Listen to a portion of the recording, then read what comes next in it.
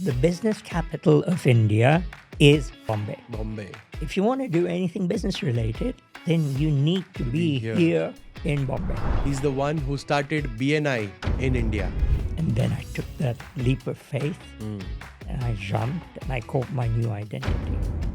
And from that moment in time, everything changed. My goal is to help people save 20 hours a week. If Chat GPT and Google search had a baby, they would call Perplexity AI. You've been from Kenya to multiple regions across the globe and now in India. What was your most proud moment of your career till now? Rather than becoming bitter, I've become better. Last piece of advice that you would like to give to the listeners of our podcast? Go an inch wide but a mile deep. I didn't just look at AI from the surface. I went very deep into it.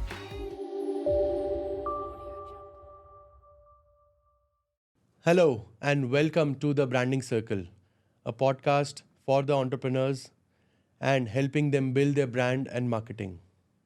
So today we have a very exceptional guest. He's the one who started BNI in India. He's now leading a company called Titan Masterminds. Through his innovation, he's helping people in LinkedIn and AI. So I'm very excited about this conversation today, and I am sure you all must be. So let's quickly dive into the conversation and welcome Neeraj Shah to our conversation today. Welcome, Neeraj, to the Branding Circle. Thank you so much, Ankit. Really appreciate you inviting me here today. Thank you so much for coming over, taking time and discussing branding, marketing, and your experience of, I think, more than 20 years in India and even before that when you were in Kenya, sharing your experience with us and the viewers. Thank you. Thank you so much. So, Neeraj, quickly starting up, can you tell us more about yourself? How have you been? I know that you've brought up in Kenya. So can you start something from there and then we come to India? Sure. So born in Kenya, third generation entrepreneur. Okay. So entrepreneurship is kind of in our DNA. Yeah. My grandfather moved to Kenya when the kind of railroads were being made from a port called Mombasa into the interiors. In fact, it goes right up to a place called Kisumu, which is on the shores of Lake Victoria, which is the source of the Nile. So maybe people don't know about that. Yeah. So born into a Gujarati family, so I think business has been always there. Family came from very humble beginnings, started a very small provision store in the middle of the bush. Near a British garrison. Which year was this? My grandfather moved in 1912. Wow. And then this would have been in the kind of early 1920s. And imagine uneducated. He must have come there when he was 12 or something. Okay. And then he learned how to read and write English. Wow. And he became friends with the British officers there at the garrison there. And they ended up calling him Sir William. Sir William. Interesting. He always used to be in his three-piece suits and, impeccably dressed and very well-spoken. And all of that he, learned by himself. So a self-made man. And then he moved to Nairobi to expand the commodities business. And then my father continued to grow the business and expanded that internationally. Nice. So that in 1983, we ended up moving to London. Okay. So I'm actually... And how old were you back I was 12. 12, okay. I was only 12, yeah. So that was a huge culture shock. From Nairobi to London. Yeah, Nairobi to London and, English not being as fluent as I'd say. Correct. But, when you're thrown into the deep end, then you've got to learn how to swim. So I remember in that particular school, I think there were only 3 Indians. Oh. The rest of the school was European. British. Yeah, British. Yeah. And so, it was difficult. It was challenging, because, you stand out for the wrong reasons. and you are bullied, So I think that was some of the challenges that I initially faced. And this is still when you were just 12? 12, yes. Yeah. Yes. But I ended up going to a really amazing school called Merchant Taylors. Okay. And it's a very famous public school. In London? In London, yeah. Okay. Yeah. And then went on to do my economics at Bath University. So, I've had an opportunity to be brought up in multiple cultures, and then ended up working for an American company, which brought me to India. Oh.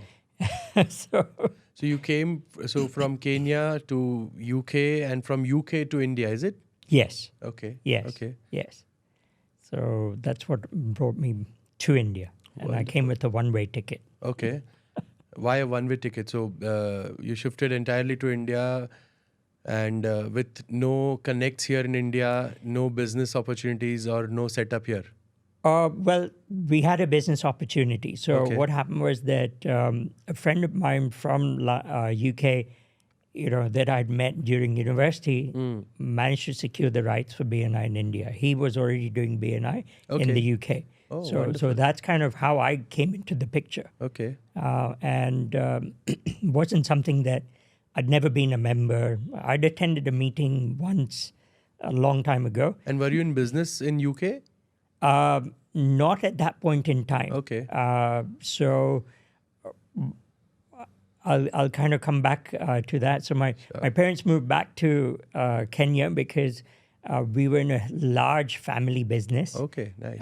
You said in the commodities business. Yeah. So not only commodities, plastics, packaging, other things as well. Okay. And then there were about 26 people there. And then my grandfather with his 3 sons took over all the businesses suddenly from 26 to 3. So, my dad had to move back. So I continued because, by that time, I was getting ready to go to university and it didn't make sense for me to. Anyway, I would have, if I was in Kenya, I would have anyway come to the UK because typically most of the Indians end up doing that. Absolutely, yeah, I've heard that. So that's actually what kind of brought me there. But I came back to Kenya to join the family business. Family business, yeah. Okay. So I joined the packaging business. Okay. And that was in 94. Okay. So, that's where I kind of got thrown into business. And I remember the first time we started, I was thrown into export sales. Export sales. So you were manufacturing and then exporting out of Kenya? Yes. Okay. And we were supplying all the neighboring countries in East Africa and etc. So that's how I kind of this was in 94? 94, yes. Okay. Yes. And then I got married, fell in love with an incredible person, and then one day tragedy struck, and while we worked together in the business as well, and one day we were leaving, and suddenly we got surrounded by 12, 13 armed robbers. They opened fire, and unfortunately my wife died in that particular incident. So that was like a absolutely devastating thing. And then within, I think, 3 weeks, I left. So that's what brought you to India? No, that's what took me back to the UK. Oh, okay. And I had to just find my own answers, because when you love someone so much, your entire identity is invested in that person. Absolutely. So if they're no longer there, it's like you're looking in the mirror and you cannot even see yourself. Yeah. So that is suddenly there's a huge void in your life. Huge void. Yeah. So I felt I had to find my own answers. And at that point in time, my wife had been reading a book called Conversations with God. Okay. And I don't know, somehow I started reading that, and then, I just started to follow my intuition. I just felt that these things were guiding me, and I moved out within 3 weeks. Went back to UK, London. Stayed with some friends there, and then took off, traveled the world. So you left the family business? I left the family business because, I was in no state of mind to, do business. Do business at all. So, or do anything at all at that stage? Yes. I needed to kind of heal myself and find my compass, find my purpose. Yeah. Because I felt without purpose. And I think there were a couple of thousand people that came to her funeral. And it really struck me, because I was like, how is it that, she wasn't famous or anything like that. So like, why would so many people come? But when we ended up talking to so many people, she had made such an impact on them that, I felt that one of the best ways I could honor her, is to actually, in the same way that she had helped, somehow find my own way to help others. So what was she into? She was helping you in the business? She was helping me in my business, but I think just her natural ability to help people, ability to connect to with someone and just help them.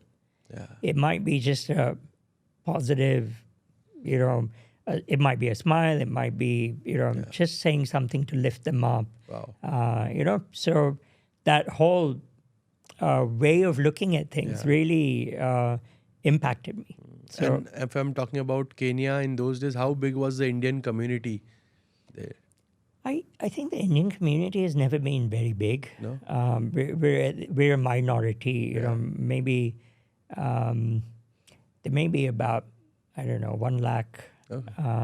People there. In the whole of Kenya, or just in the whole of Kenya. Kenya. In the whole of Kenya.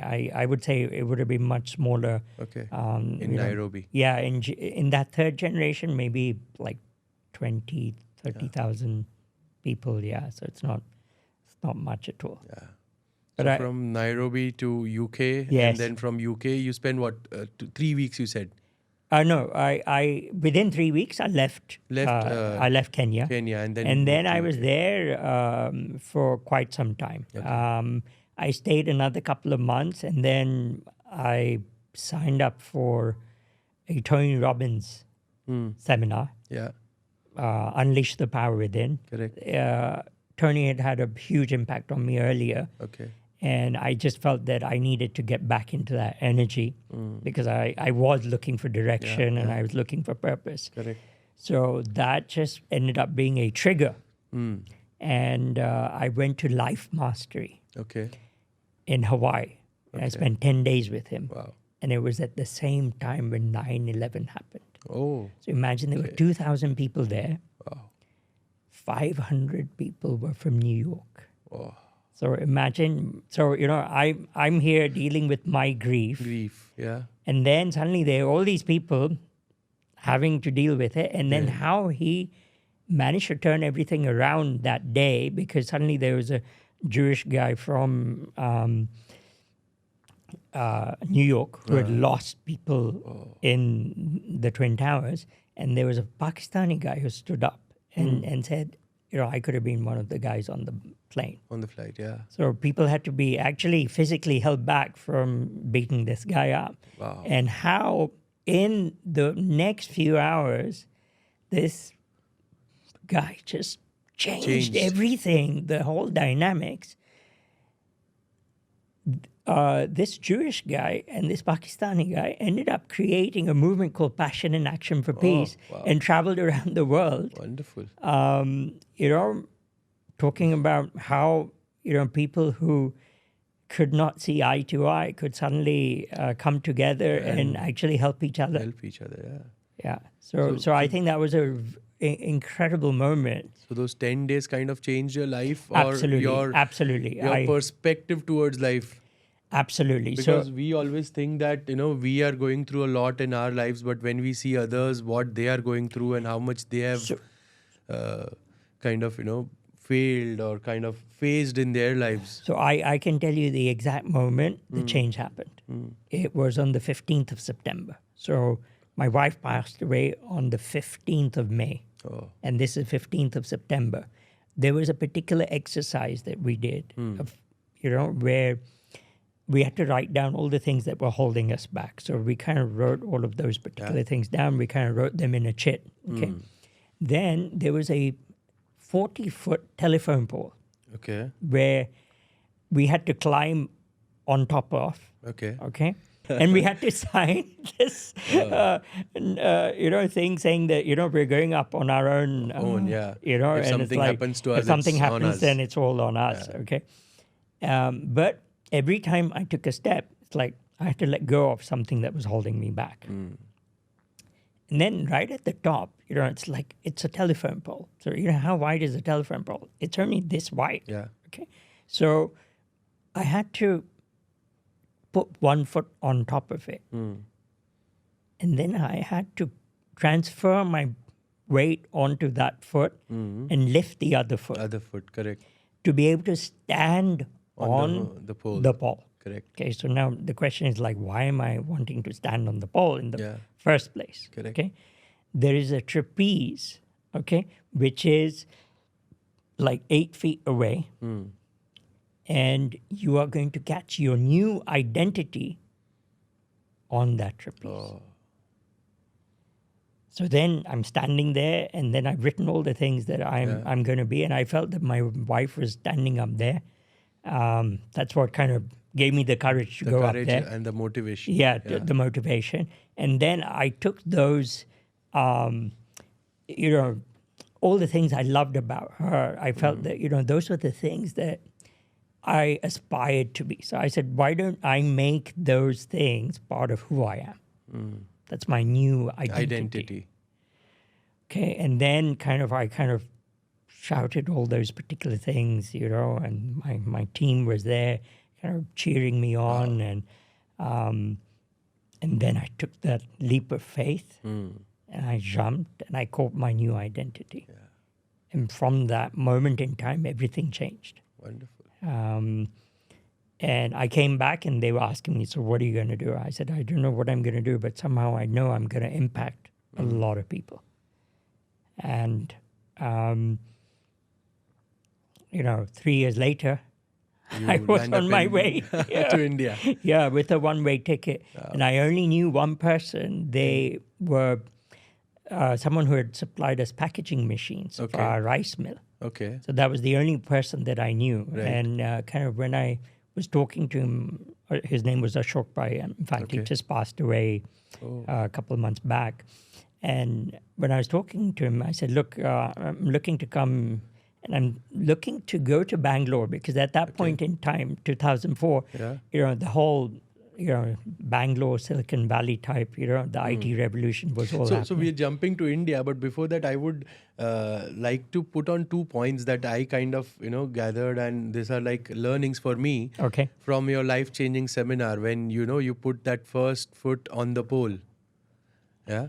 What motivated you to take that first step and then climb? I think one important thing that you mentioned is you had your vision very clear. You saw your wife and you wanted to do it for her. And second was your team that was cheering you. Yes. Right? So these are, I think, the 2 great takeaways. And if you're talking about our audiences here. Yes. Yeah. Okay. If you have the right kind of vision in front of you, where you need to go. So let's have a look at that word, vision, okay? Yeah. If you have a blurry vision, then you lack clarity, right? Yeah. So you've got to have clarity about where you want to go. Where you want to go, correct. Okay? And you've got to be fixated. And then, yes, why? Why? So, most people say, oh, I want to go here. But they never have a big enough reason why. And therefore, they lose steam. See, you can either be motivated or you can be inspired. Correct. Motivation is like a warm bath. Absolutely. After a while, it cools. It cools down. But inspiration is something that comes from within. You have a personal reason why you want to do something. Yeah. Now, sometimes it's a personal reason relevant to you. Correct. And it is about finding meaning in life. Because despite this tragedy happening, I mean, I could have been very bitter about it. Correct. Okay?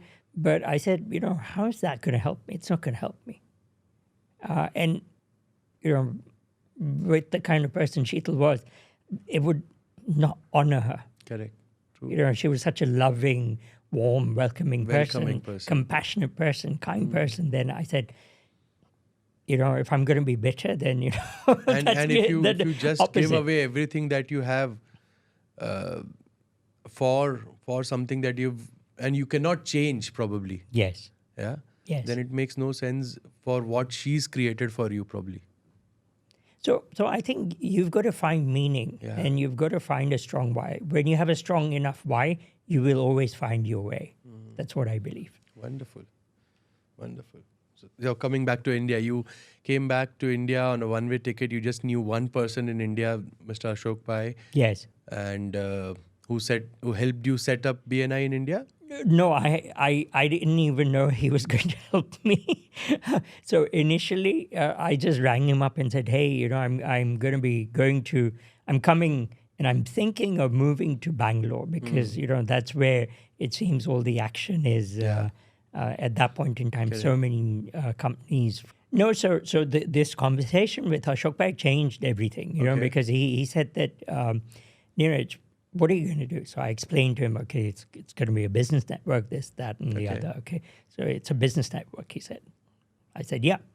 So he said, look, the business capital of India is Bombay. Bombay, yeah. If you want to do anything business related, then you need to be here in Bombay. Yeah. I'm like, okay, this is someone on the ground telling me, I have no clue. Correct. I'm going by what I'm seeing on the TV and reading in the newspaper, So if he says I've got to be in Bombay, then I've got to be in Bombay. So I made my way here. And I remember, 2 or 3 days after reaching, I called them and said, hey, I'm here. Would just like to come and see you and say hello. So he said, why don't you come over for dinner? And then I went for dinner. He said, okay, what are you going to do? So I explained to him. So I said, what do you think? Do you think it will work? He said, yeah, I think it'll work. And then he said, okay, so where are you going to have your office? I said, I don't know. How are you going to get around? I don't know. Where are you going to stay? I don't know. I had so many I don't knows to all the questions he asked.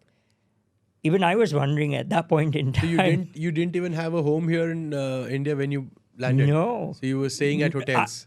I landed at the Sun and Sand Hotel because my uncle, he said that, whenever I go to Bombay, I stay at Sun and Sand. So you must stay there. I know the GM there. At least land there. Land there and you'll be treated well. Yeah. So that was it. Then what happened is that Ashok Pai didn't say anything. So we had a nice meal and I went back and, I was like, okay, I'm going to figure this place out. I'm going to figure out, how to get around and all of these things. Then this may have been a Wednesday. On a Friday, he called. He says, pack up your stuff. I'm like, okay, why? What's happening? He said, I'm sending the driver. Pack up your stuff. We have a hotel here near Churchgate. Okay. We've negotiated a really good rate. And when he told me the rate, it was like amazing, compared to what I was paying. Yeah. So it was a no-brainer. Yeah. He said, we have a desk in our office with a phone. Okay. We have a spare car. You can have it. The driver is joining on Monday. He's your driver. You tell him what you want to do, where you want to go. Wonderful. And you will have lunch with us every day. And, the office is yours. Okay. What else do you need? I was floored. And this hotel near Churchgate was just very near where they lived. Okay. So, suddenly this person, helped me to a level which, unexpected completely. And they, I think this is where, if we talk about givers gain, this was a person who just freely gave. Wonderful. And I was like, wow, So how would your life been otherwise if you didn't have Ashok Pai with you or helping you? No, I don't think I would have been able to succeed. Yeah. I don't think it would have been very tough. Yeah. I didn't go with any expectation, but the fact that, he made this offer and, it was just life-changing. So, I felt that the same way he had helped me, I would want to help the Others. BNI members. BNI members. And that's where the concept of giver's gain came in. Yes, because I kind of experienced it in action, so I was like, this is what we're doing, I met his son just a couple of days back, and he said that, he just was that kind of person where he said after he passed away, we realized he was helping so many people that we were even unaware of. Wow. And it was like a secret. Like the accountants knew all of those things, because, I used to tell them, okay, you're paying this person this much. And he's been taking care of so many people. So I think that was his, his natural DNA. Natural DNA, yeah. Yeah. Helping. Yeah, And helping. giving back. You see two kind of people. One who have a lot of things but kind of never are able to give or, wanting to give. And then there are these kind of people who have and they give to the society. And I think those are the people that I've always resonated with, So I was like, okay, what if we could just build a tribe of people that, this is their default setting? Yeah. We have the same mindset. Yeah. Mindset and heart set. Heart set. Oh, wonderful. Because I think, it's a heart set. It's not a mindset. Because, there are too many people that we know that know everything, but we will never be able to connect to. Yeah, true. And at the end of the day, I think it all boils down to connections. So, that was it. And I think the first 7 members came from him. From him, okay. He was such a successful business owner that if he told someone, you should join this, then, they did. People respected him. And, Yes. Yeah. So I had no clue how big those guys were. Okay. Until much later. So these 7 people became your first 7 members in BNI. Yes. And because, our family businesses were big. So, like I was, that this was also my kind of default setting. So I was very comfortable with these people, and that was typically the kind of circle that I already had. Do you remember the names? The first 7? People like, obviously Ashok Pai was there, then Akhil Shahani, Okay. Keyur Gandhi, there was Chelaram, part of the KC College. Okay. Then high-tech printers. This is Fahim. His actually brother Atik Botwala. Okay. These guys all have super successful businesses. Wow. Super successful businesses. They are all low-key, Okay. but super successful. Wow. So, it was just like the right kind of people. And then, So that helped you build that base of BNI in India. Yes, because when people saw people like that in the room, it got more people. And obviously, they would invite people like themselves. So, and I always thought that was the kind of quality of the person that we wanted in the room. In the room. Whereas if you go to BNI chapters anywhere else in the world, they're actually micro businesses. Yeah. Whereas I would say here, we have much bigger businesses. I would say mid-size level businesses. So you say when you go across the world and see different chapters in BNI, and I know for the fact that even you worked in different countries even before coming to India, like Australasia, Middle East, Africa, Yes. and then to India. So how do you think the Indian business environment or the Indian businesses are different as compared to the other parts of the world? See, India is a subcontinent. People don't realize how huge it is. I mean, the only other place which is bigger is Africa. Okay. We don't realize how big Africa is, actually. Yes. But, when people come here, they don't realize that, every 50 kilometers, the dialect changes. There's some small change. And, to be able to succeed here, you need to be very adaptable. Yeah. And I think Mumbai particularly is a melting pot because it attracts people from right across. Not only right across India, but right across the world. Yeah. Okay. So I think this is a great place where the energy is like London, it's like New York, but we have our own. I think people are very friendly here. They're very welcoming. Very welcoming. But they're not nosy. Yeah.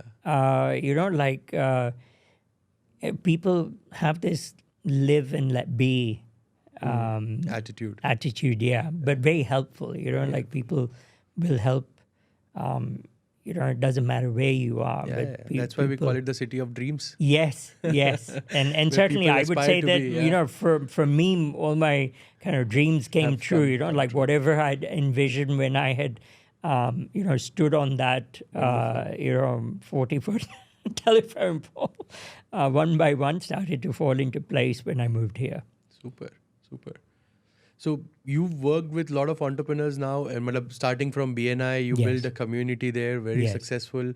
After that, you've started Titan Masterminds, and still you are working with entrepreneurs. Yes. And now in helping them with LinkedIn and AI and automation and stuff. So what is your perspective about these Indian entrepreneurs? Are they capable enough to compete with the world, or still we are trying to catch up? No, we're definitely. I think if you now build a product that can be successful in India, okay, with the tech and with our mindset and with the way we do things, okay, we can actually create a globally scalable business. Wow. Okay.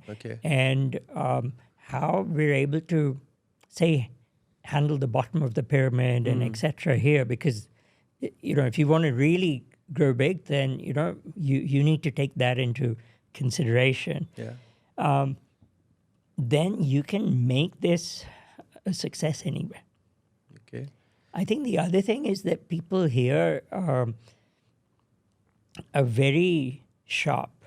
They're able to see a business angle in something. Okay. And they're able to positively bring it to fruition. That whole way of jugaad and, just getting things done. It's like very scrappy, that startup mentality, like we'll get to MVP and then, we'll figure things out. But do you think, is it the right way to do? Because we know India is called the land of jugaads, but is jugaad always the right way to do certain things or build or scale a business? No. So initially that gets you going. Okay. But, that's when I say that you need to have these systems, okay? And you need to have the right people and you have to invest in people and technology and systems, okay? Because all of those things coming together. But look, let's face it, we are the IT backbone of the world. Okay, so we understand this second nature. It's only now that we have a whole series of new entrepreneurs that are, building for India, but then taking, creating products globally.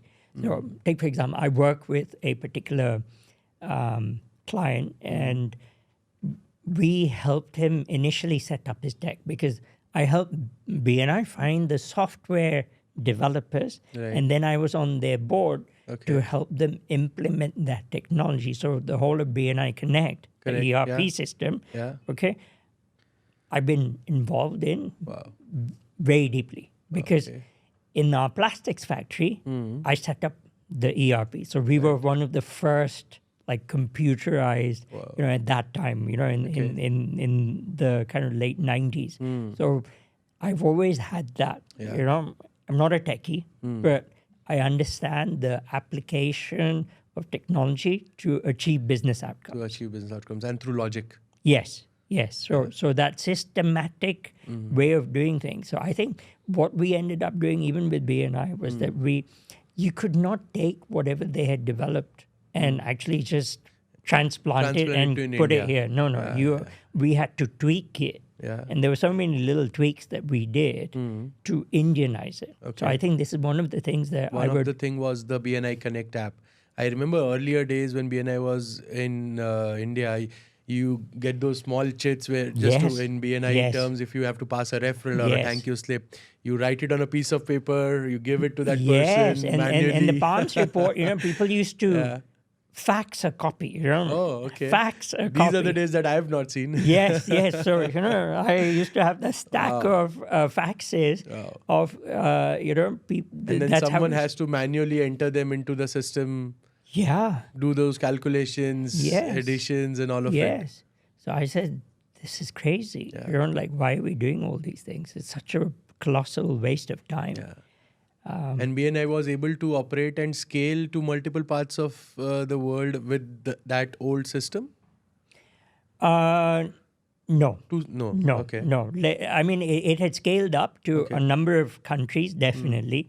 And at that time, I think 20 countries. 20 countries. So India was the 20th? 20th country, yes. Okay. So France was 19th and, India was 20th. Okay. And now I think they are in 79 or 80 approximately. Yes. So it's grown massively. Yeah. And huge number, it went, I think at that point in time, there's, I think about 80,000 members. Yeah. So, when I was setting the goal for India, I said, we're going to be bigger than the whole of BNI put together. So that's how I came up with that 1 lakh members, which I still think they have, which they still talk about, So, that was part of that, setting a clear vision. And I think when that clear vision came then I think in the first year, and if I look back, one member had crossed 1 crore of business. Oh, okay. In the first year itself, in the year 2004. Yeah, and I had no idea, coming from the UK, what a crore meant. Yeah. Okay, so then finally someone, I said, I don't know the exact, I'm very excited about it. You just write down the figure, and then I figured out, oh my gosh, this is 10 million rupees. Yeah. Now, no matter where you are in the world, that's a serious chunk of money. Yeah. So I was like, okay, so I said, what if we could help every member become a crorepati? Yeah. And then I said, okay, if we are wanting to have 1 lakh members, we want to help create 1 lakh crorepatis. Wow. And then I said, okay, doesn't end there. I said, okay, these are small businesses. Imagine they're able to employ 10 more people because of this. Yeah. It could be someone at home, a maid, a driver, office boy, whatever. But I said, each of these people, it's like they're supporting a family. Family, yeah. So then I said, okay, if we help 1 lakh people become croropatis, then we're actually impacting 10 lakh families. Yeah. Then we're directly building India. India, true. So then when that became clear, because in the first year I struggled, by the end of the second year, I think Ivan Misner, the founder, had given me a small talking to that. He said, basically, if you don't make some serious progress, we're terminating the franchise. I remember being so upset. And what were the numbers? So you started with we only zero? had 48. We had 2 chapters and 48 members at in that 2 point. years. In 2 years, Oh, yeah, okay. yeah. So then that's when I came up with that. Okay, why am I actually doing it? And I said, if I don't have a big enough why, then I'm not going to be able to convince anyone else. Absolutely. And then as soon as that why came along, I got so inspired that I couldn't help but talk to everyone and anyone that I met. Okay. It didn't matter where I met them. I would and people would, either, be super inspired or think I was completely crazy. Crazy. I think that's what your crazy goals make you feel, or others make feel about you. Yeah, I mean, partly I think they've got to scare you a little bit, right? Yeah, they have to. But you also need to have that, feeling in you saying, okay, well, just for a moment, think if I even got a little bit close to this, how amazing would it be? How amazing would that Yeah. be? Yeah. Yeah. And how many lives would have been impacted because of this? Yes.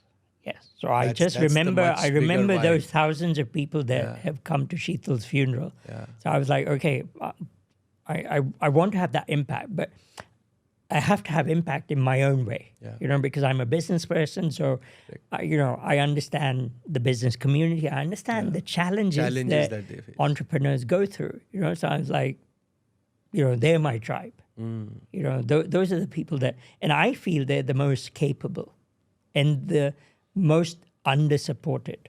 Absolutely. So And even now. yeah, so it's like, I'm into these, like, when you see all these movies and there's this little guy who's, the underdog. I'm always rooting You for the always root underdog. for the underdog, yeah. Yes. So it's like, I don't care. Let's do We something can for do them. it. We can do it, yeah. I don't know how we will do it. We'll figure it out. But these So are what my changed people. in the third year onwards for BNI? That was it. I mean, like, as soon as I put this vision in front of people and I said, look, with or without you, I'm going to do this. Okay. And I said it with such intensity. I mean, you could. Yeah. It was palpable. You could feel it. Okay. But still, you would have faced a lot of challenges even after that? No, then pretty much everything started. So, the third year we added, I think, 357 members. Wonderful. So more than 5-6 times the growth. Yeah. And then it's like, then I started figuring out, I said, okay, hang on. We're here to help members make more money. Yeah. So I said, okay, I have all this data because by that time, the systems were all up. And so I started going into the data. And I'm very much a detailed person. So, I always say take data-driven decisions. So I went into the data and said, okay, what's help? Let's look at all the chapters where they're making the most money. And I'd met a guy in the US who had a region where his average chapter size was 50. Okay. And the average member in his chapter was making $70,000 a year. Wow. So I said, I can do that. We can do that. For India. Yeah, we've got this. So I took him out for lunch, kind of sucked his brain out and, took copious notes. And I said, this is what we're going to do. Okay. But I still think there's something that we haven't figured out. So let's get a bit deeper and figure out why are some chapters making so much more money. And then we figured out that there was this thing called power teams. A group of complementary professions that could really generate a lot of business for each other. Correct. And so that's when the concept of power team came in? Yes. So it's like we kind of loosely knew about it, but we hadn't really taken it to a scientific level. So BNI didn't have a concept of power team till that time? Not in the way that we put it in together. Yeah. And formalized it. Yes. So that the more members get more business. Yeah. So I had a saying, M to the power of 4. Make members more money. Wow. I said, see, if you study the most successful companies in the world, they have such a clear value that they're able to just in one sentence put across. If you talk to Southwest Airlines, which is one of the most successful airlines in the world, that was a very simple thing, wheels up. Because it's all about fast turnaround times. The quicker they're able to service, they're a no-frills airline company, which is the most profitable company. Wow. And they have the highest staff retention. Wow. So that must mean also the happiest staff. And the most profitable. Wonderful. How did they do it? One of those founders figured out, okay, when we are flying, we're making money. Correct. So everything was set up for that. So I was like, okay, I started studying these people. And I got a particular coach who, had broken these down, So a guy called Vern Harnish of the Rockefeller Habits. Okay. So he had scaled up many businesses from $3 to $5 million to 50 to 100 million in 3 years. So I said, I'm going to be one of those, and we're going to figure out how we're going to do it. So he said, you've got to find out what the X factor is. So I said, okay, the X factor I figured out, we've got to make members more money. Now I've got to figure out the levers that actually make that happen so that we can take control of those levers and know, okay, positively, okay, let me start working on these. Correct. So then we identified, okay, power teams, and we identified 6 different power teams. So with Kiran Ajwani, this business coach, who I'd worked with as he was the president of the Alpha chapter. Okay. We started to figure these out and identify what were because that was a chapter I was directly handling. So I had a lot of influence, and I had a really good team. And you can do your trials of new initiatives that in those so chapters. this is one of the things, like when you do these trials, do it in an environment which has the strongest possibility of success. Okay. Do not do it in your weakest areas. A lot of times I see entrepreneurs try and apply their, they've identified a problem and then they try and solve that weak. No, go to the strongest part, implement that, get the results. You'll be able to get much better results and refine it. So this was one of the key things that we ended up doing. And then we started to identify that, okay, how do you needed to give training, you needed to have some case studies. Correct. We identified that the property power team was one. Then, the strongest. Yeah. And it still remains to be. Yes, yes. Then there was a services one. And so we then began to kind of put those together, and we identified that actually that was how we needed to even build the first 20 people actually needed to be from these. Because then when they became part of it, they would easily get business. Business, yes. So that is and then how. looking at them, others would start doing the same thing for their business. And then in the next year, we grew average chapter size for the entire country by 20. Okay. And they were giving global awards for someone who had increased by 1.2. Oh. So let's help. What is 1.2 and what is 20? 20.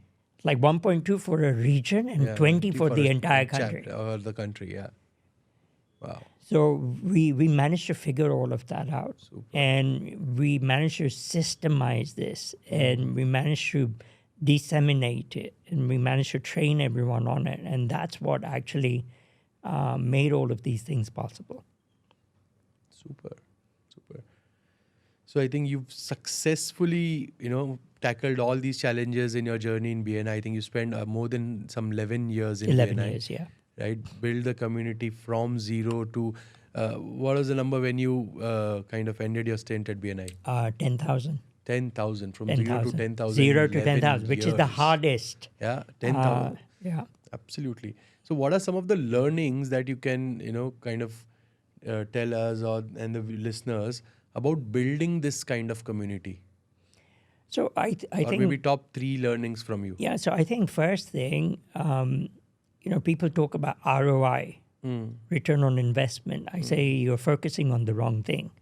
If you really want ROI, then you need to focus on ROR. Okay. Return on relationships. Wow.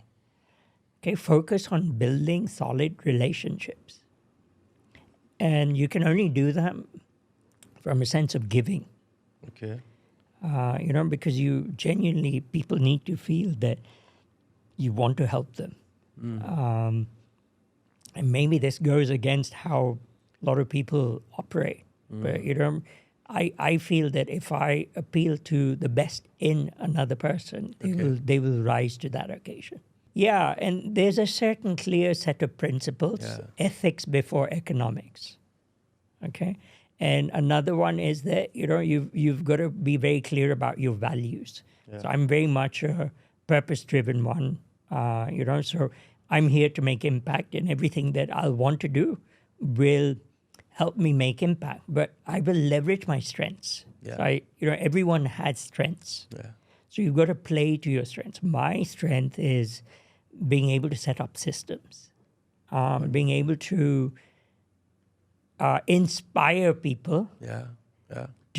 and I think if you want to build a community, don't focus on the community, create a movement. Okay. Create a movement where, people, like, when they join the movement and belong to the movement, take pride in that, because I still meet so many members who have a pride in that membership.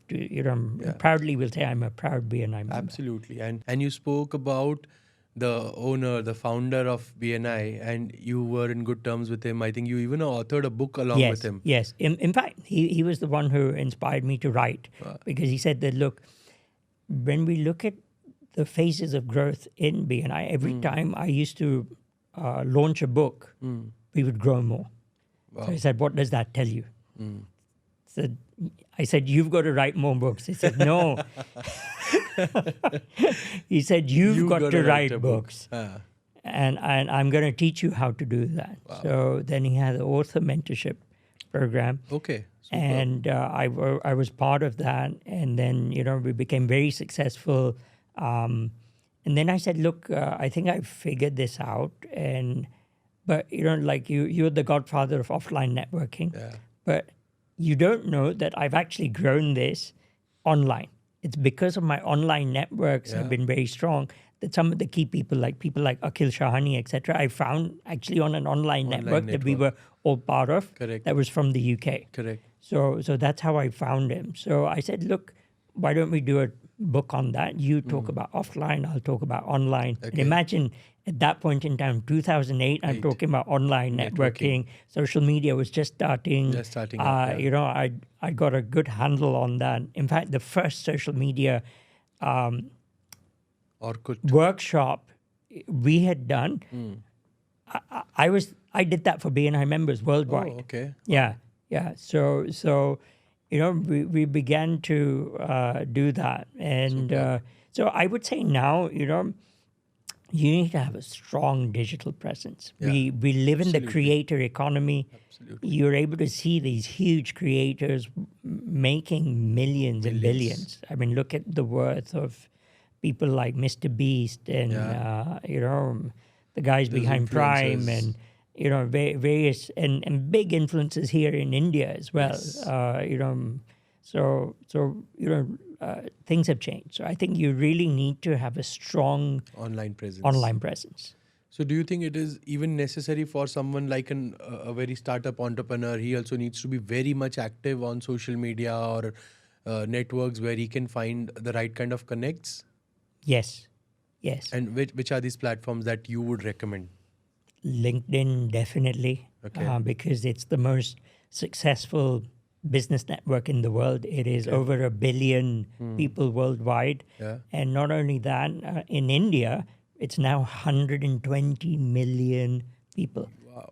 It is going to be the biggest outside of the US. Okay. I think we will overtake the US soon. So it's a huge, if you're not connected and you're not building your brand on there, then it's like you're going to be invisible. Okay. So, and that is where I think you are focusing right now and I see you've been following you a lot since last, I think 2.5 years that I've been, in touch with your content majorly, right? And you've been doing some amazing stuff on LinkedIn. So if you want to give maybe say top 3 tips for people on LinkedIn who should be on LinkedIn, what should they be looking at and how should they be growing? So it's like a PPP model, 3P model. Okay. So first you've got to get your positioning right. Okay. So we have the rule of 1 there. Okay. So who is your ideal client, profile? Okay, so the ICP as we call in the marketing language, Yes. So be super clear about the ICP, and the more you're able to drill down, the better. Okay. Then what is the one key problem that they have that you are able to solve? And then what is your solution for that? You've got to be able to articulate it in a very powerful way. And then, you've got to have a funnel set up so that you're able to then, take them from being a stranger where they get to then know, like, trust you, and they want to actually work with you. So that when they think about your product or service, you are the first person that they come to in mind. It's the top of mind awareness. It's kind of building your authority through the content or your presence on that platform. Yes, because you're talking about LinkedIn. Yeah, because it might be very difficult for you to meet someone personally every day. Okay, but here you're able to be in someone's feed every day. Every day.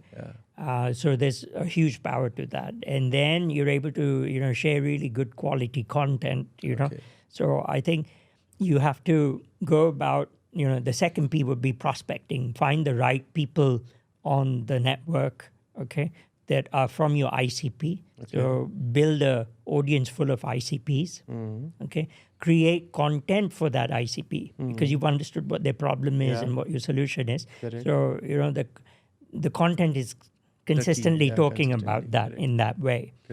And then you have the last P, which is profit, which is, how do you take them off the platform? And because at the end of the day, you don't own that platform. Even if they're a connection or a follower, if they belong to LinkedIn.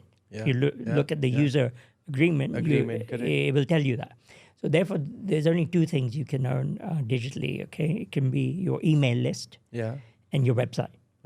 So those are the two things that you control. So you've got to build your list. Yeah.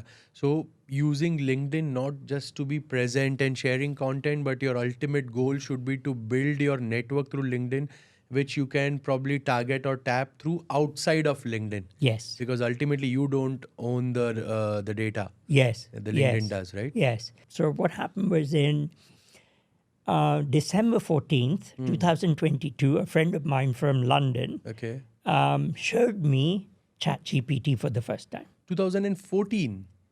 Sorry. 14th December 2022. 23. Okay. 22. 22. Okay. 22, because it had just been released in November. Okay. So what 2 days before this call, I had put together a very sophisticated quiz funnel. Okay. On LinkedIn. Not on LinkedIn, an entire quiz funnel which could be deployed anywhere. It could be deployed on your LinkedIn profile, your website, everywhere, through email. So it was very sophisticated. And it had taken me 2 days to put together. And because I'd done that work, I knew the answers I was expecting. And in half an hour, this guy showed me exactly that funnel with all that content done in 35 minutes. That's it. 35 minutes. 2 days to 35 minutes. Wow. And he was able to do it because of Chat GPT. Oh, okay. So then I was like, I don't know what this is, but we have to figure this out because this is the future.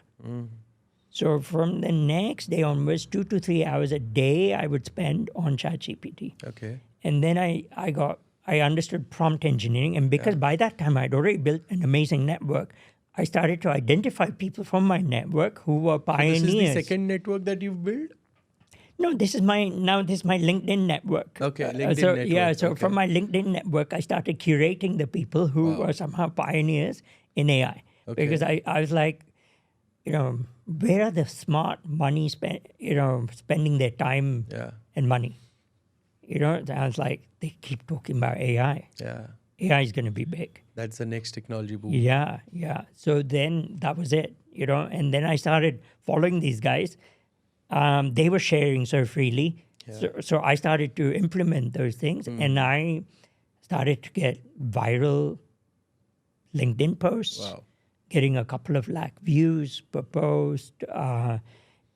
Suddenly I decided to say, okay, why don't we create a new product with the help of Chat GPT, and we will get Chat GPT to do the entire marketing. The landing page, the emails, the WhatsApp messages, you name it, okay? Even the content. Content as well. Okay? is it possible to do? So we launched in 2023 in January. I launched a product for 999 rupees. Okay, but I sold 350 people bought it. Wow. And this is an online course? Yeah, it was an online thing for 90 minutes. And I was like, wow. AI just helped me make 350,000. Just like that? Just like that. Yeah. What else could we do? Absolutely.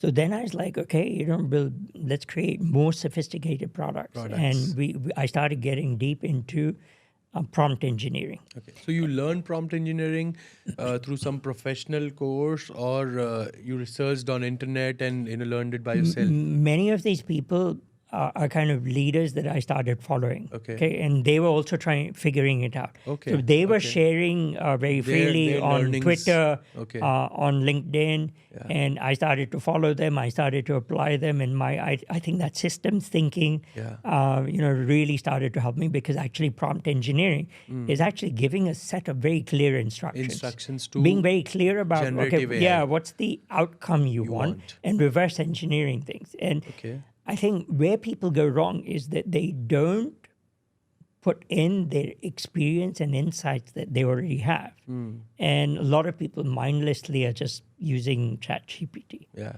If you instead train it with your experience and insights, then you're able to create something which is far superior. Okay. And how much time I'm looking to invest if I want to train Chat GPT as I am, or to get the desired result that I want?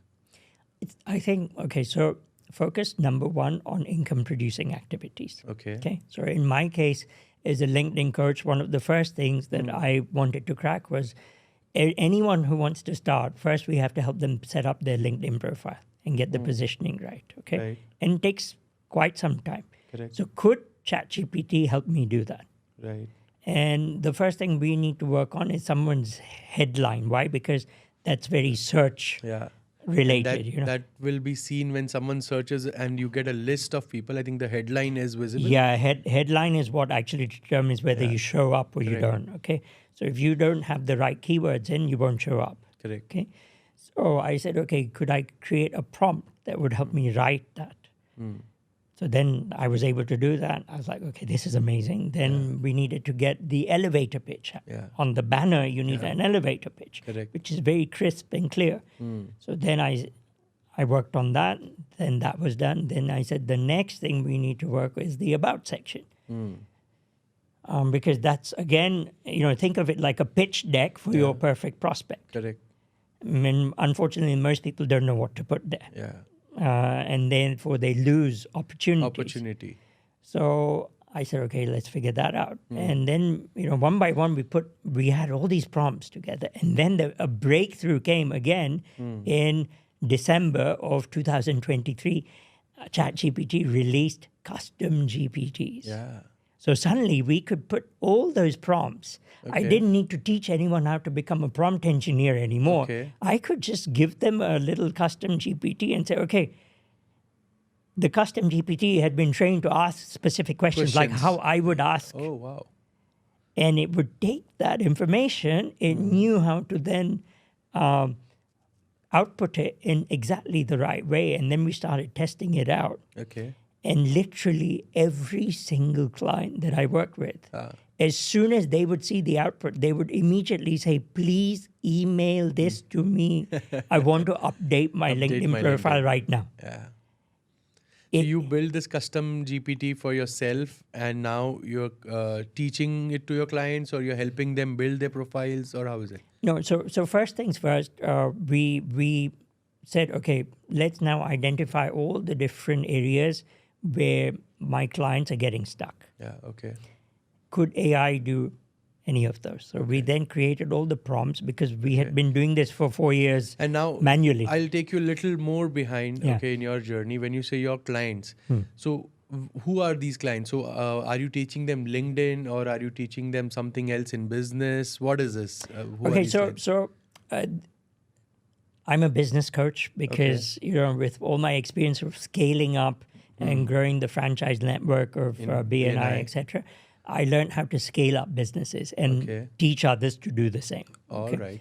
So most of these were BNI members. So they are from, have services. Yeah. Typically, they're professionals of some sort to scale up their particular business. It could be financial advisors, lawyers, chartered accountants, interior designers, people like that. Okay, but even products as well. But IT, branding, agency owners, whatever. So that was your second stint in India, if I may say so, or the second community that you built. Yes. So we built this group of titans who the same methodologies that I used to scale up BNI, I taught them about. And then, when I made this switch during COVID with LinkedIn, because I felt that, the world is going to want to network digitally. Yes. And if we can really help them do that, then, I see an amazing opportunity. Yeah. So then that's when I kind of switched gears. Right. And I started doing that. But I was doing everything manually. Correct. Okay? Correct. And it kind of would be hit or miss because, once I would say I'd finish with the assignment, would someone continue it? Would they be able to do it? Don't know. So this is where when I saw AI, I was like, hang on, if we could do this, then we're giving people a tool. The tool through which we can bring about the change in habits and things like that, because that's the fastest way to change. Absolutely. Okay, give someone a tool that they will enjoy using and benefit out of it. Yeah, benefit out of it. And that's what I could see this as. And I could see this as something that I could then train my experience, my insights. It was amplifying what I was already doing in a better way than I could. Wow. So it was a no-brainer for me. And then we create an ecosystem of custom GPTs. Wow. Okay. So one that... And all this would apply on Chat GPT or different AI models? So far, Chat GPT has been the one that has worked the best. Okay. And I think no other AI model supports, building a custom GPT, right? Claude does. Okay. And now the new Gemini does. Gemini does. Okay. But whatever I'm getting from Chat GPT, I'm not getting the same quality to that same level that I would like. And how would you compare a Chat GPT to a Perplexity? Perplexity is something different. Okay, so it's the same team that was at Google and OpenAI came together, two different Google teams. Bard and OpenAI.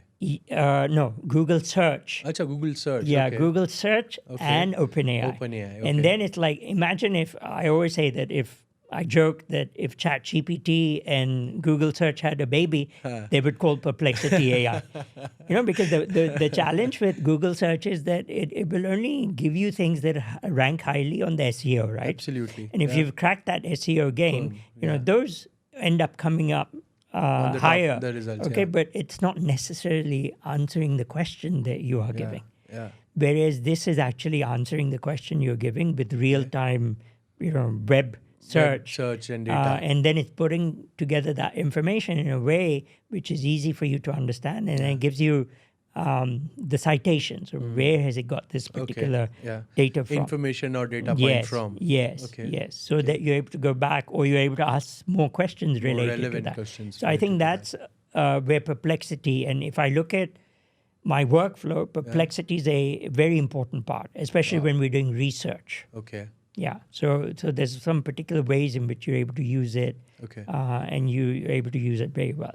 Then we put everything through our custom GPTs. Why? Because the custom GPTs are very tailor-built for very specific things. So, there's a specific GPT to just build your profile.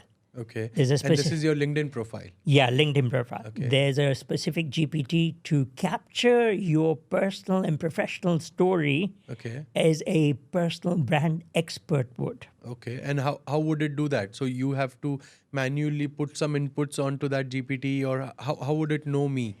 So first thing you do is you put in your timeline. So from Okay. the time you're born to the present moment, what are some key moments that have happened? So it gives it context. Okay. Then we've trained it with a series of key questions Wow. that it will ask you together with that context that you've given. Okay. So it captures all of those particular things, both personal and professional. And then it creates a document, which then, if you put it through our viral ghostwriter, Okay. it will turn any of those into an amazing story post. And if you think about it, top of the funnel post, if you do story posts, that's where people get to know and like you and connect to you as a person. Connect to you That's more how as a you person. stand out. Yeah. Yeah. So even if you are doing exactly the same thing as another accountant or financial advisor, your personal story, no one can claim that. Absolutely. So you stand out. And then we have another... and all these tools are linked to each other or how? Yes. So initially we built them in this separately, okay, so that they were able to do all these things. Then we started to create these workflows where we would take an output from our, say, content calendar and put it into the viral ghostwriter and it would write the post. Okay. So then the next thing is to build an agent. So now we're able to say, okay, I want you to write a post about this. So the agent will go and research it automatically on the web. Yeah. It will put together the output, okay, in a little project for you. Yeah. Okay, then you can have a trigger that can act as the trigger to say, okay, now let's put this through the viral ghostwriter. Let's create a post. Wow. So we are now... So all this can be automated. Yes. So now what is happening is that you have first custom GPTs. Okay. Then the next level is to have agents that can work by themselves, like a super smart intern. You give it the job, it will automatically get it done. Right. And now, this is the thing that excites me. This is the next level that we're working on, is how to put together these agents so that they work as a team. Oh, okay. So just like you're saying, okay, one will take that personal story of yours or that it's identified what your business is. It will put together the plan. One will then research it. It will output it, which will then adds as the input of the next agent, which is now going to write your LinkedIn post. Another one will write your newsletter. Wow. Amazing. And you can do this for every part of your business. Wow. Okay. Imagine operations. Imagine finance. Imagine strategy with all these So if someone wants to build these kind of agents or custom GPTs for their businesses, how can they do that? Is there an online course that they can go to, or do you train them, or how is it? So this is what we have. We have a mastermind, an AI mastermind that we're running. So I don't know. I think I'm going to now call it Titan AI. Because this Titan is AI. This is the next evolution of what I used to do in the business coaching side. So this is where I put my business coaching experience with my AI experience. And now I'm bringing all those particular things together to help people do that. So first, to get very familiar with using these so that you're able to create your personal brand with it. You're able to create your content marketing, your email marketing, your full funnel. Then we have, because of my business coaching experience, strategy.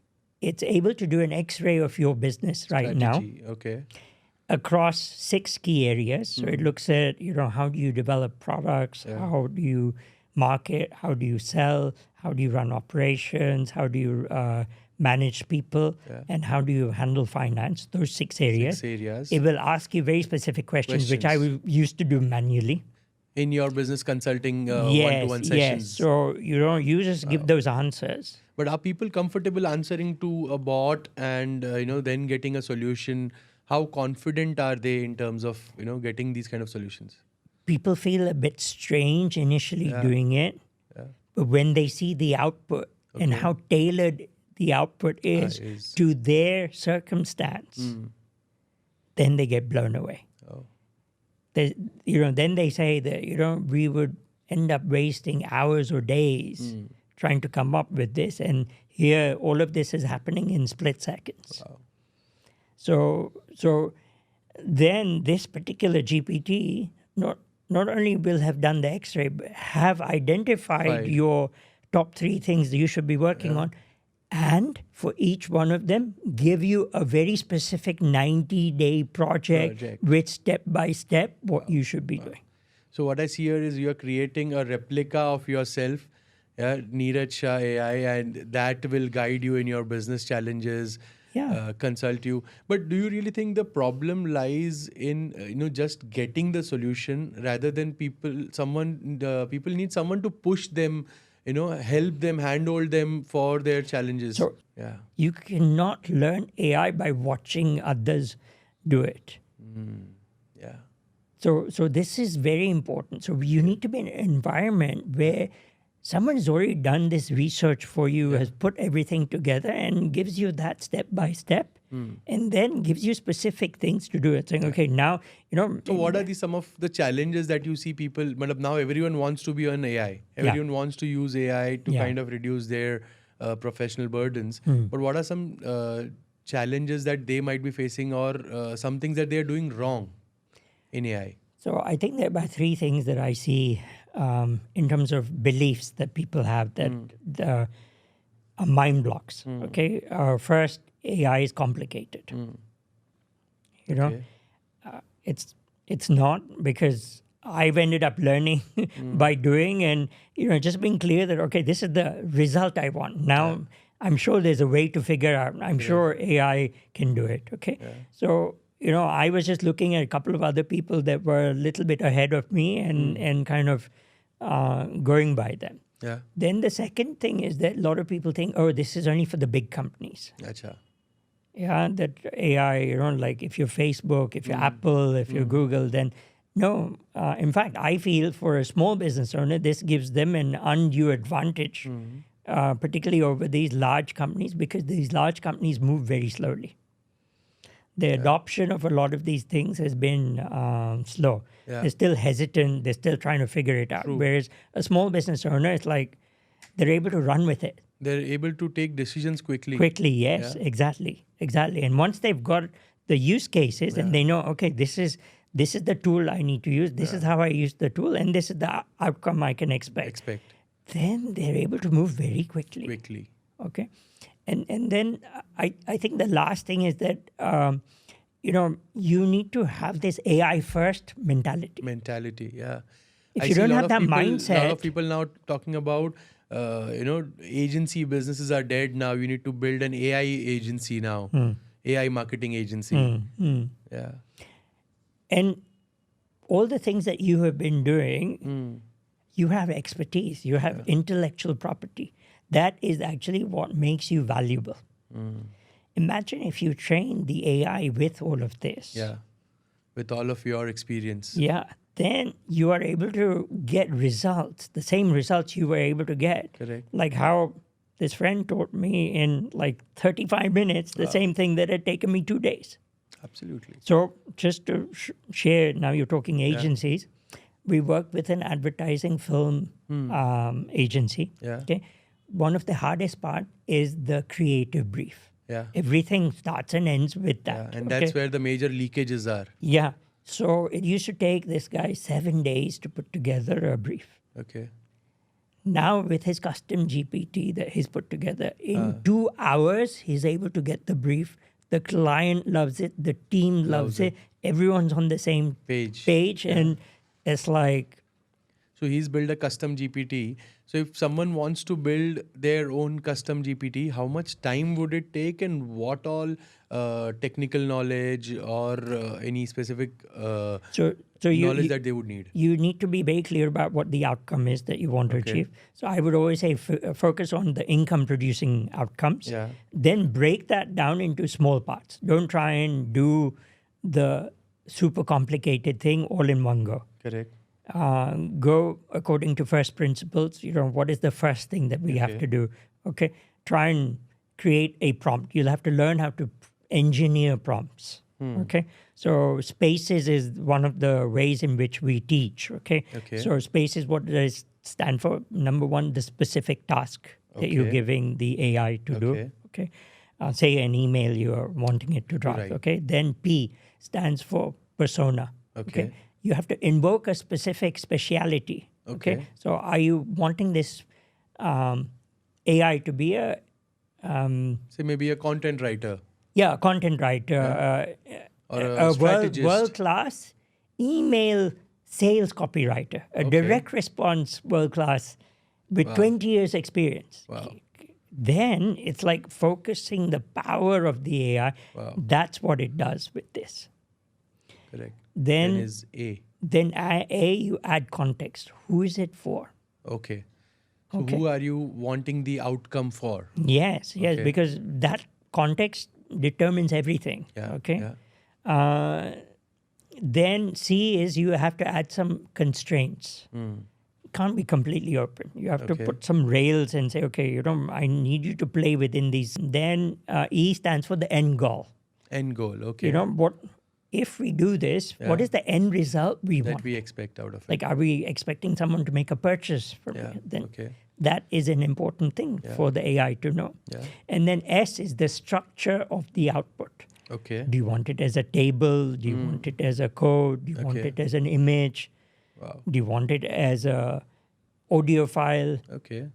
Because all these AIs are able to do all of these things, So if you specify that, then you're able to do some amazing things. So we've spoken a lot about AI, I think people are going to get, and the listeners are going to get a lot of inputs about Chat GPT and different. I wanted to ask you, what all different AI tools do you use in your daily work life? Yeah.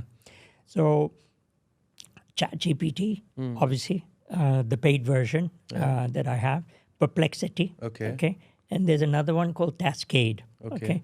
And Cascade is if you can put purpose to every AI tool. Yes. So Cascade actually helps. It's like, imagine like Notion or Evernote or Asana. Okay. Yeah. Like, it's an AI-powered project management tool. Okay. That can manage your entire day, week, month, year, company, in which the custom GPTs or agents I have built can live within this in its own. So the automation that you're talking about, that taking input from one GPT, putting it to the other, can all be managed automatically through Cascade. This is where I do it. Okay. So then, like, take for example, I have my content calendar for the week. Okay. And I know for each day I have a certain type of post. Okay. I just go to my viral ghostwriter. It's Monday. Let's do a story post. Wow. And it will do the post. Super.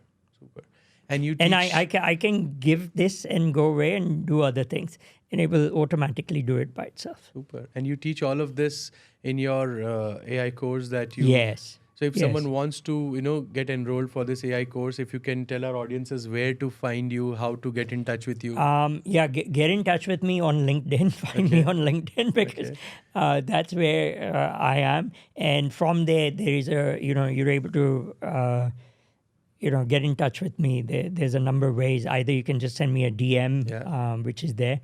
Have a look at neerajshah.me. That is there as well. Yeah. Perfect.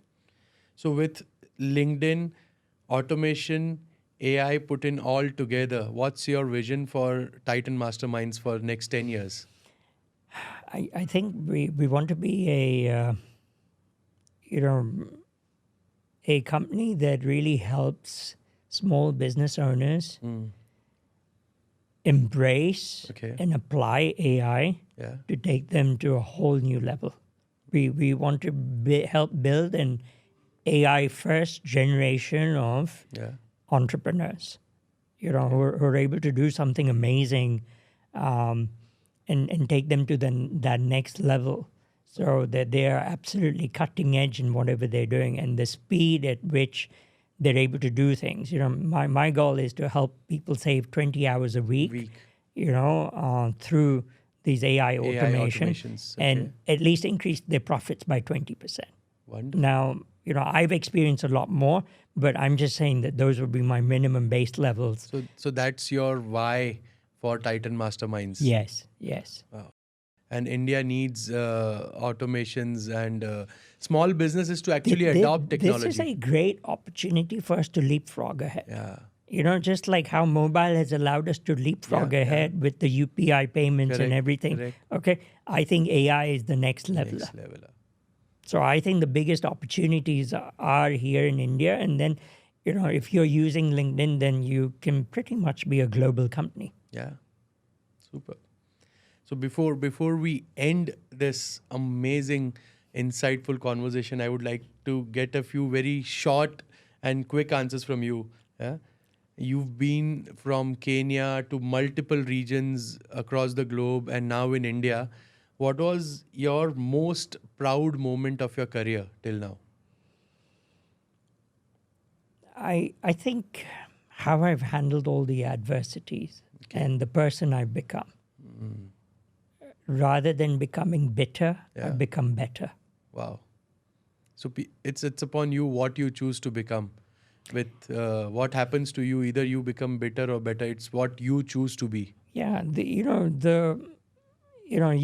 can change the direction of the wind changes. Yeah. But you can adjust the sails.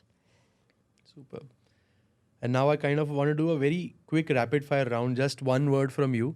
I'll give you one word, and what is that one thought comes to your mind related to that one word? Yeah. Networking and BNI. Give us gain. Give us gain. Indian entrepreneurs. Wow. Excited about what they're going to achieve. Super. Personal branding.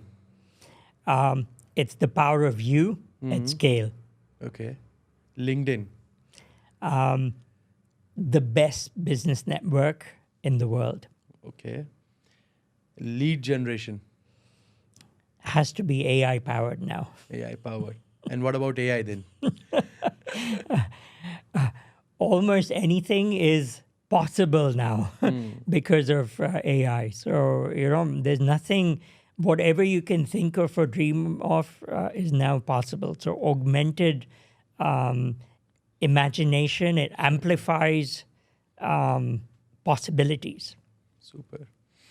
And you say, and you've already written a book, right? You've authored a book with Ivan Misner. Yes. Now, if you were to write your own autobiography, and if AI was to suggest a title for that, what do you think would the title be for this? How to handle tough times and come out the other side smelling roses. Wow. Wow. That's amazing. That's going as a title for the episode probably as well. Yeah, maybe. Yeah, I don't absolutely. know. This is off the cuff. Yeah. And one last piece of advice that you would like to give to the listeners of our podcast. Go an inch wide but a mile deep. Okay. Can you explain that? Because That's been my philosophy. If I decide to go into something, then I really go very deep into it. Yeah. I didn't just look at AI from the surface. I went very deep into it. So all the things that have happened to me because of AI have happened because of that. Same thing with LinkedIn. I went very deep into LinkedIn, connected with the top people on the platform, learned directly from them. Same with networking. Networking was a brand new business for me. So thankfully, I was directly connected to Ivan Misner, and I could learn from all the top BNI directors. So, go an inch wide, but a mile deep. Super. Wonderful. This was, I think, the icing on the cake. Go an inch wide, but a mile deep. Yeah. So quickly, if I can, I don't know if I can do justice in summarizing what we've spoken about. But if I want to quickly kind of, summarize this, I think the first thing that changed your life was this life-changing seminar by Tony Robbins after what you faced in Kenya. Yes. Yeah. And the major learnings from there I have is to have a very clear vision and why you want to achieve that vision and the right team to support you achieving that vision. Correct. Yeah. Then you very rightly spoke about having a heart set and not just a mindset. That was kind of an eye-opening because in today's time we only talk about mindset, but having the right heart set is really, really important. Yeah. And your mantra when you were, driving BNI, your mantra was M is the power of 4, which is make members more money. And if anyone can learn from this while building their communities, I think that can be a game changer for them. Yeah. And one very important thing that you talk about is apply your research to your strongest part and not the weakest, where you have very high chances of, learning and becoming successful from your research. Yeah, you want to make the gamble pay off for you big time. Yeah. And in the best way possible, the easiest way. Yeah. Stack the odds in your favor. And one more important thing while you said about building the community was, don't just look at ROI, but ROR, which is relationships. Yeah, return on relationships, which is where you even talked about giver's gain and the philosophy. Thank you so much once again, Neeraj, for coming for this episode. Thank you. Sharing your insights, giving your time for this. And I'm definitely sure all of our listeners are going to be blown away with the insights and have a lot of learnings. It's my pleasure. Thank you so much. Thank you so much, Neeraj, once again. Thank you so much, everyone, for watching today's episode. I'm sure you will get a lot of values. So do comment in the section below of what are your key learnings and takeaways from today's episode. And please connect with us and like and share this episode. Thank you so much once again. Thank you.